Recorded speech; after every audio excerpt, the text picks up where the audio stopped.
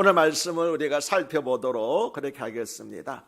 아브라함을 가리켜서 우리는 믿음의 조상이라고 그렇게 말하고 있습니다. 유대인들만의 믿음의 조상이 아니라 모든 믿는 자들의 조상이기 때문에 믿음의 조상 혹은 모든 믿는 자들의 조상이라고 일컬어지고 있습니다. 그런데 그가 믿음의 조상이 된 것은 율법의 행위에 의해서가 아니라 전적으로 하나님을 그 말씀하신 대로 믿었기 때문이었습니다. 유대인들은 아브라함이 자기들의 조상이 되는 축복을 누린 것은 하나님 앞에서 율법을 잘 지키는 공덕을 쌓았기 때문이라고 주장을 했습니다. 즉 하나님께 잘 보였기 때문에 축복의 근원이 되었다는 것입니다. 이에 대해서 사도 바울은 단호하고 강력하게 아니다, 그것은 절대로 아니다라고 말합니다. 사도 바울이 아니라고 말하는 이유는 크게 두 가지입니다. 첫째는 율법은 아브라함이 하나님 앞에서 의롭다고 인정을 받은 지 430년이나 지난 후에 모세를 통해서 주어졌기 때문입니다. 다시 말하면 아브라함은 율법이 무엇인지도 모르고 죽었는데 아브라함이 어떻게 그 율법을 지켰느냐 하는 것이지요. 그러므로 430년 전에 맺어진 믿음의 약속을 430년 후에 생겨난 율법이 파괴할 수 없다는 것입니다. 지난주에 살펴본 내용이었죠. 둘째는 아브라함이 율법을 지켜서 의롭게 되려고 했다면 그도 하나님 앞에서는 죄인이 되고 죄인이 받는 하나님의 진노의 심판을 받을 수밖에 없기 때문입니다. 왜냐하면 우리가 아는 대로 아브라함은 인간적으로 완전하지 못했기 때문입니다. 많은 약점과 실수가 있지 않았습니까? 그렇다면 율법으로 말하면 아브라함도 역시 죄인이고 그렇기 때문에 하나님의 심판이 대상이 될 수밖에 없는데 그가 어떻게 율법을 다 지켜보라 말미암아 축복의 조상이 될 수 있겠느냐. 그래서 사도 바울은 크게 두 가지 이유를 들어가지고 첫째는 뭐지요? 아브라함이 430 율법이 주시기 전 모세를 통해서 율법을 주시기 430년 전에 하나님으로부터 그 믿음을 통해서 의롭다함을 받은 사람이었다. 율법과는 상관없는 사람이었다는 것이고, 두 번째는 만약에 아브라함이 율법을 지켜서 의롭게 된다고 한다면 의롭게 되는 것이 아니라 도리어 죄인으로서 심판을 받을 수밖에 없기 때문에 아브라함은 결코 율법을 지켜서 의롭게 된 것이 아니라고 그렇게 사도 바울은 주장을 하고 있습니다. 다시 말하면 아브라함은 전적으로 하나님의 은혜로 구원받은 것이지 율법을 잘 지켜서 구원받은 것이 아니라는 것입니다. 그는 믿음으로 하나님 앞에서 죄 용서받고 의롭게 되어서 믿음의 조상이 된 것이었습니다. 그런데 그러한 인청은 오늘 말씀이 하면은 아브라함만을 위한 것이 아니라 아브라함의 믿음을 따르는 모든 후손들을 위한 것이었다는 것이 오늘 사도 바울이 주장하는 가장 강력한 내용의 핵심입니다. 유대인들은 그러한 아브라함의 축복이 아브라함의 핏줄을 타고난 이스라엘 민족에게만 해당된다고 주장했지만 바울의 주장은 다릅니다. 바울은 아브라함이 받은 복이 믿음에 근거했다고 주장을 합니다. 아브라함이 받은 복이 그리고 아브라함이 받은 복이 율법에 행해 있지 않고 믿음에 있다고 한다면 누구든지 믿음으로 말미암아 아브라함처럼 하나님의 구원을 받을 수 있고 하나님으로부터 의롭다함을 받을 수 있다는 것이지요. 또 아브라함의 복이 유대인만이 아니라 모든 민족을 위한 것이라면 비록 아브라함의 핏줄이 아니더라도, 다시 말하면 유대인이 아니라 할지라도 아브라함과 같은 믿음을 가진 사람이라면 누구든지 아브라함이 받은 복을 받을 수 있다고 하는 것입니다. 다시 말하면 아브라함의 복은 결코 유대인들만을 위한 복이 아니었다라고 하는 것입니다. 결국 우리가 하나님의 은혜를 전적으로 믿음으로 그 약속을 받아 누리든지 아니면 자기의 힘으로 율법을 지킴으로 의에 이르든지, 우리가 의에 이르는 길은 둘이라고 하는 것을, 두 가지 길이 있다는 것을 우리가 살펴보지 않았습니까? 그러나 중요한 것은 율법을 지켜 의롭게 되는 것은 인간의 행위로는 불가능하다는 것을 우리는 또한 살펴보았습니다. 하나님께서는 한편에는 은혜와 믿음과 약속을 두시고 다른 한편에는 율법과 정죄와 진노를 두셨습니다. 어느 것을 택하든 선택의 자유는 각 사람에게 있습니다. 그러나 우리가 분명히 알 것은 우리 스스로는 율법을 지키거나 우리 스스로 힘으로는 아브라함의 복을, 다시 말하면 아브라함처럼 구원받는 복을 받을 수 없다고 하는 것입니다. 죄와 허물로 죽었던 우리가 무슨 재간으로 죄를 용서받고 영생을 얻으며 하나님의 자녀가 되며 하늘에 풍성하고 신령한 축복을 받을 수 있겠습니까?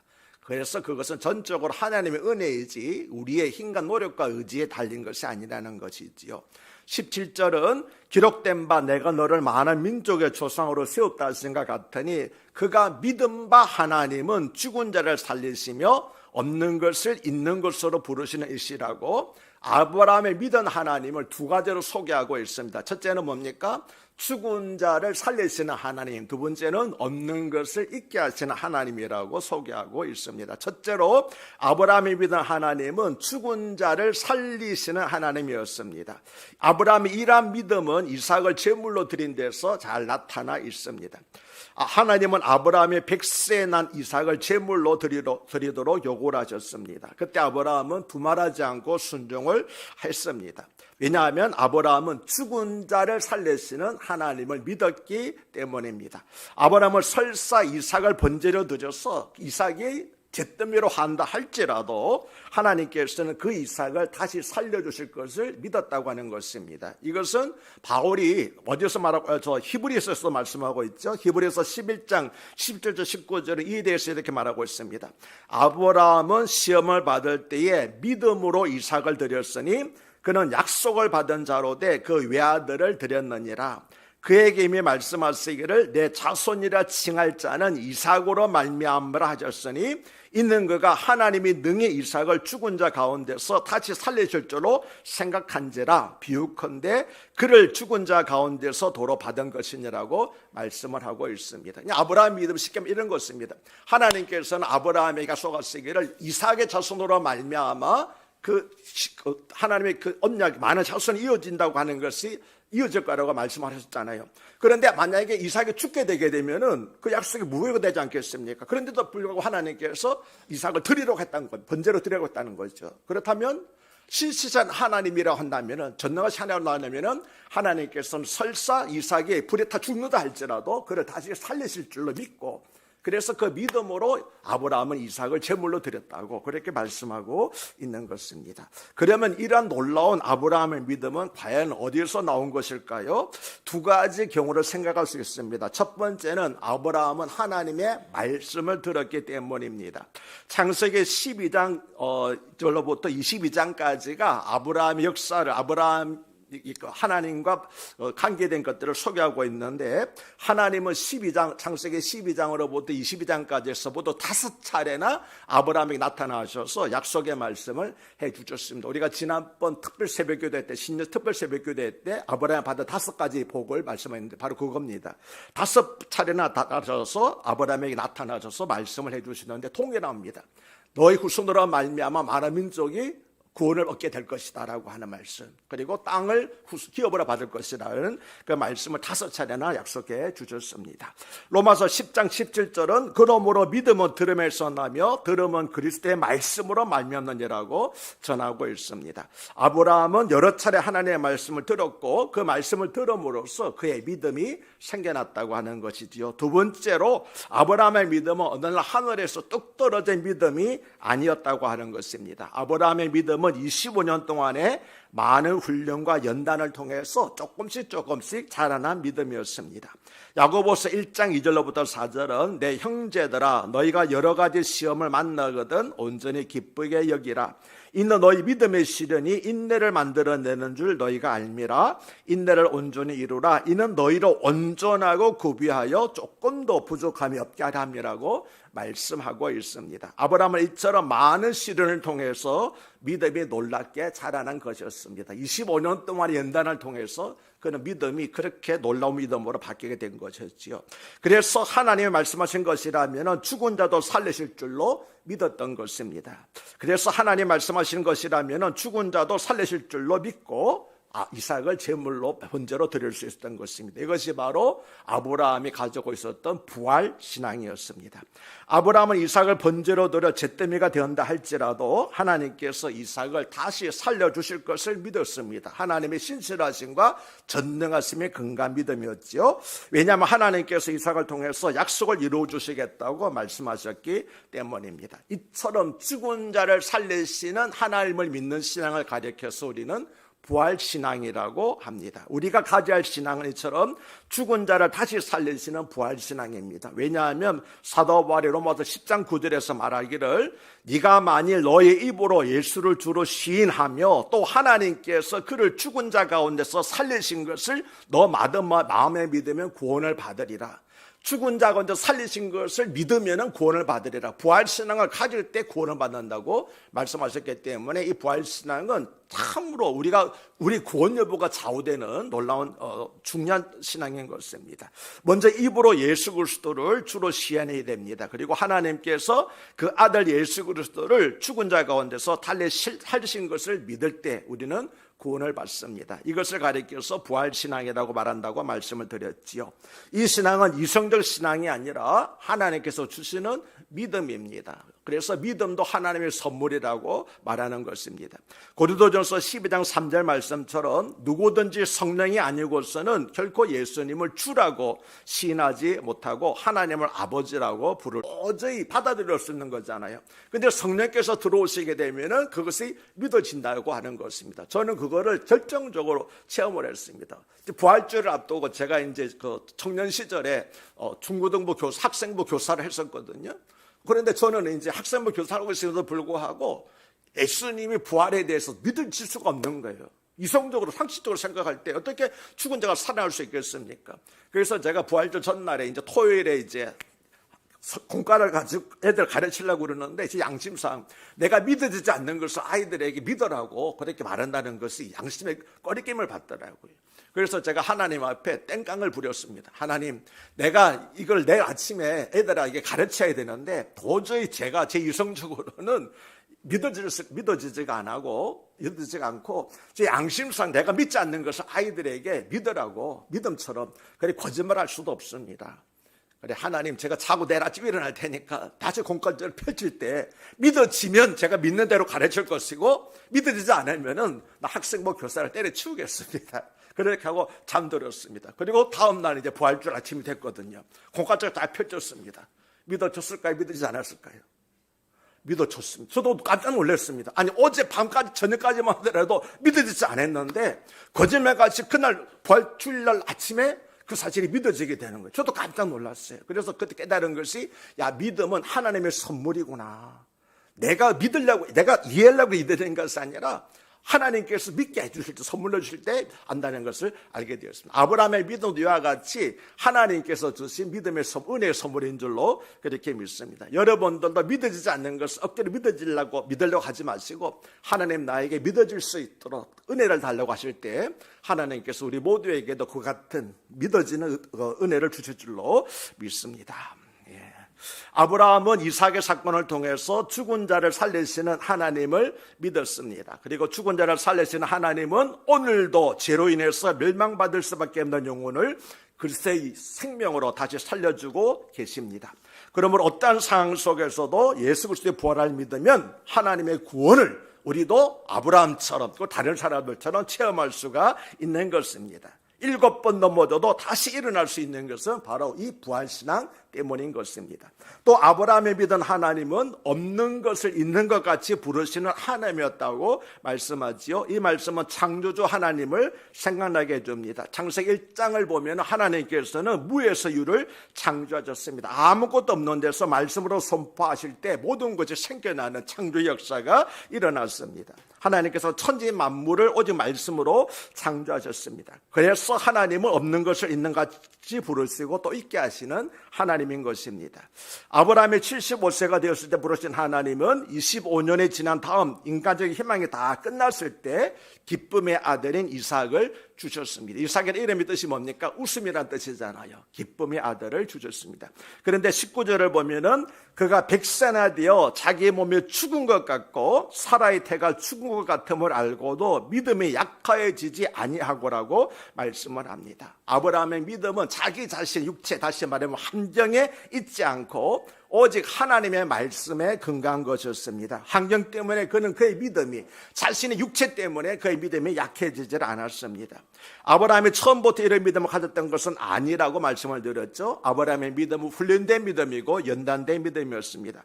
많은 시행착오를 겪으면서 깨닫고 체득한 믿음이었습니다. 18절은 아브라함이 바랄 수 없는 중에 바라고 믿었으니 이는 너의 후손이 이같이 같으리라고 하신 말씀대로 많은 민족의 조상이 되게 하심이라고 말씀을 하고 있습니다. 아브라함의 뜻이 뭡니까? 큰 조상, 어떤 한 부족의 조상, 큰 아버지라고 하는 뜻이고, 아브라함이라고 하는 것은 많은 민족의 조상, 아버지라고 하는 그런 뜻입니다.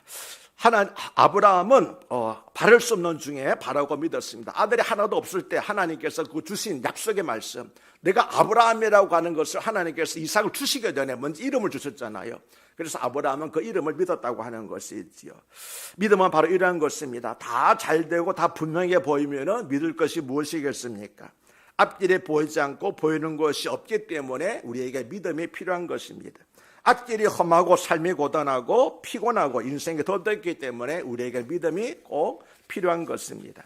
히브리서 11장 1절은 믿음은 바라는 것들의 실상이요 보지 못하는 것들의 증거라고 말씀을 합니다. 믿음은 바랄 수 없는 중에 바라는 것입니다. 우리에게 이 믿음이 필요합니다. 왜냐하면 믿음은 불가능을 가능하기 때문입니다. 내가 할 수 없는 것이기 때문에 하나님께 하시는 거죠. 그래서 인간의 끝은 하나님의 시작이라고 말하는 것입니다. 아멘이십니까? 육지결이 끝나면 바닷길, 하늘길을 열리는 것처럼 인간의 끝은 하나님이 일하기 시작하는 그런 시간인 것입니다. 20절은 믿음이 없어 하나님의 약속을 의심하지 않고 믿음으로 견고해져서 하나님께 영광을 돌리며라고 말씀을 합니다. 시간이 지나다 보면 처음 가졌던 믿음에 의심이 생기는 것이 대부분입니다. 그러나 아브라함은 25년이 지났지만 그의 믿음이 연약해지지 않았습니다. 오히려 견고해져서 하나님께 영광을 돌렸다고 하였습니다. 아브라함은 의심하지 않고 그대로 될 줄로 알았습니다. 절대로 흔들리지 않았다고 말씀하고 있습니다. 그런데 정말 그렇습니까? 그렇지 않습니다. 믿지 못하고 첩을 얻어서 이스마엘을 낳지 않았습니까? 심지어 자기 아내를 애굽왕 바로와 그랄왕 아비멜렉에게 팔아먹기까지 않았습니까? 아브라함의 죄를 율법으로 헤아린다면 감히 하나님 앞에 설 수도 없을 것입니다. 그런데 왜 성경 뭐라고 그럽니까? 아브라함 믿음이 연약해지지 않았다고 말하고 있잖아요. 놀라운 것은 하나님이 그런 아브라함의 죄악을 하나도 기억하지 않으신다는 것입니다. 하나님께서 우리 죄악 용서하시 어떻게 합니까? 깊은 바다에 던지십니다. 왜 깊은 바다에 던지십니까? 다시 찾지 못하도록. 또 성경 뭐라고 말합니까? 하나님 우리의 죄악을 등대에 던지신답니다. 왜 등대에 던집니까? 내가 앞을 보고 던지면 다시 쳐다올 수 있지만 등대에 어디 던지는지 모르잖아요. 아멘이십니까? 하나님께서 우리의 죄를 용서하실 때 깊은 바다에 던지시고 내 등 뒤로 던져주시는 분을 믿습니다. 하나님께서 아브라함을 구원하실 때에 아브라함이 지은 모든 실수 허물을 다 잊으시고 뭐라고 합니까? 믿음이 연약해지지 않고 도리어 견고해졌다고. 그래서 지난날의 가와 허물은 다 실제 말씀하지 않는 것입니다. 왜 하나님은 그 이야기를 하나도 꺼내지 않으시고 아브라함의 잘했다고 칭찬하고 계시는 것일까요? 그만큼 하나님께서 아브라함을 사랑하셨기 때문이고 우리도 하나님께서 우리를 사랑하시기 때문에 우리의 실수 허물을 기억지 않으시는 줄로 믿습니다. 사랑하면 좋은 것만 보이는 법 아닙니까? 사랑하면 상대방의 결정이 나쁘게 보이지 않습니다.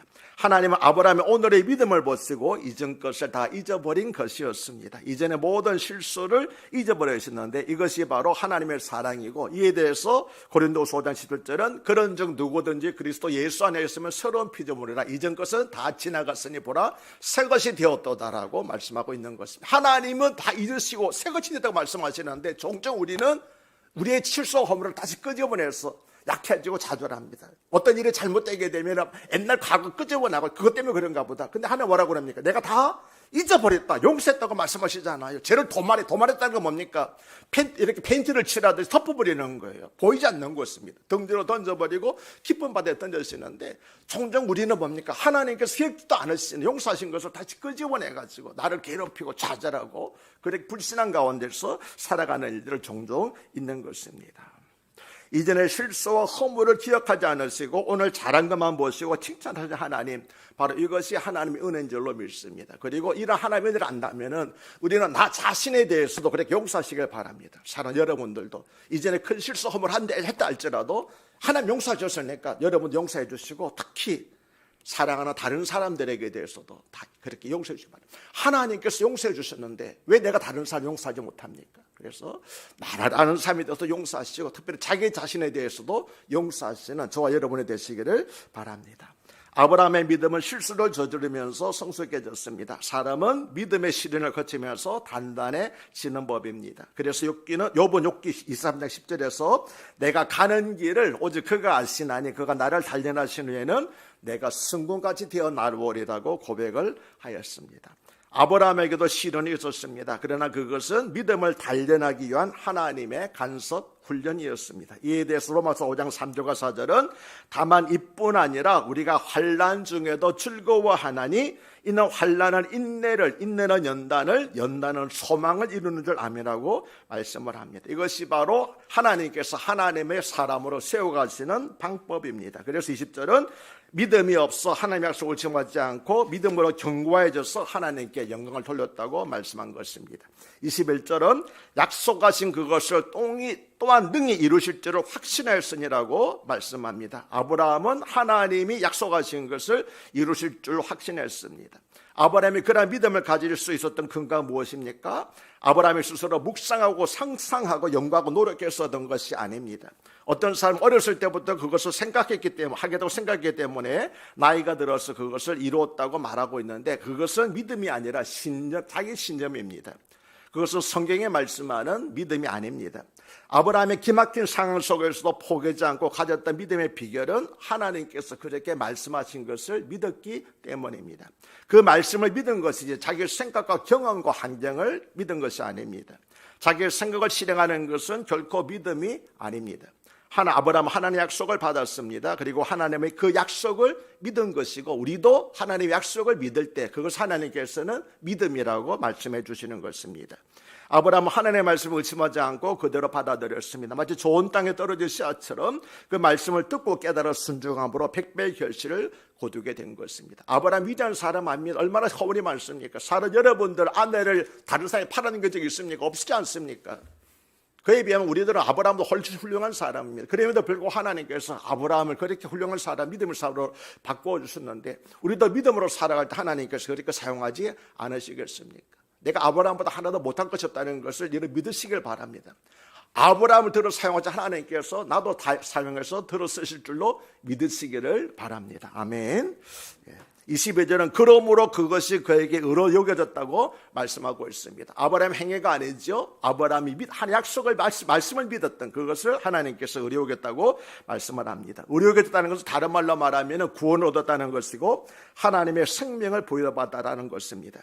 이러한 믿음을 설명한 이유를 23장 25절에서 이렇게 말하고 있습니다. 왜 아브라함이 이러한 믿음을 우리에게 강조하고 있느냐? 그에게 의로 여겨졌다 기록된 것은 아브라함만 위한 것이 아니요.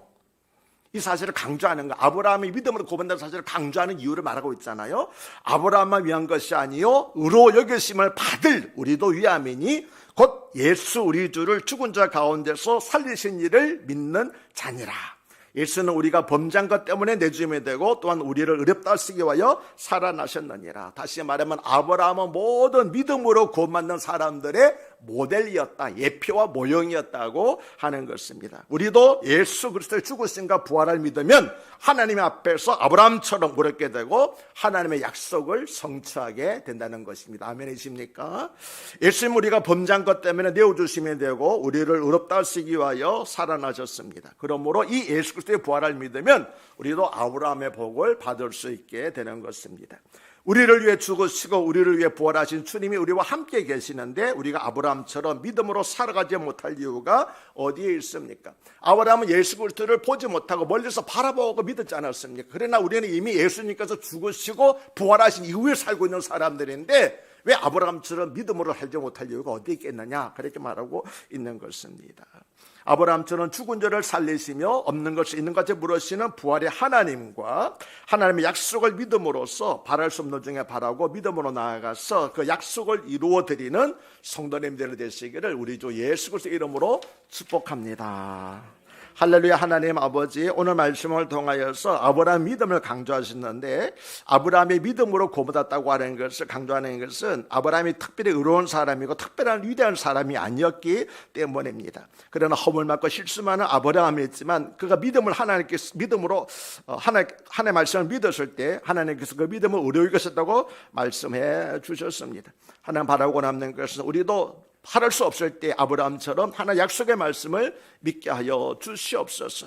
아브라함이 가졌던 부활신앙을 저희들도 가지게 하여 주시옵소서. 없는 것을 잊게 하시는 하나님을 바라보게 하여 주시옵소서. 하나님, 우리 주변에 살펴보게 되면 많은 것이 부족합니다. 뭘 살 수 있을까 절망스럽고 좌절할 수밖에 없습니다. 그러나 오늘 말씀을 통하여서 하나님은 죽은 자를 살리시는 하나님이시고 내가 할 수 없는 걸 씻게 하시는 하나님이시고 없는 걸 씻게 하시는 하나님이라고 말씀하셨사오니 주여, 이제는 나를 믿는 것이 아니라 나의 한계가 육체의 능력을 믿는 것이 아니라 오직 말씀하신 하나님만 믿고 살겠사오니 하나님이여, 나도 아브라함처럼 믿어서 믿음의 자성도 우리 가문의 믿음의 자성으로 소상으로 우뚝 설 수 있는 축복을 허락하여 주시옵소서.